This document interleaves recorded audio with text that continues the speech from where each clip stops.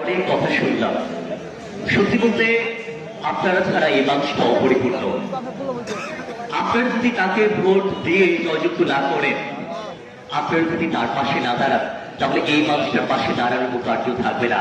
আমার মনে হয় এই মানুষটার পাশে আপনারা থাকবেন।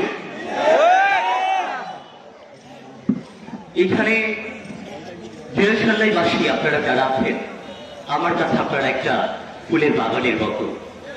একটি ফুলের বাগানে শুধু গোলাপ থাকে না, একটি ফুলের বাগানে শুধুমাত্র জবা থাকে না, একটি ফুলের বাগানে গাঁদা থেকে শুরু করে রজনীগন্ধা থেকে শুরু করে হরেক রকমের ফুল থাকে, ফুলের গাছ থাকে।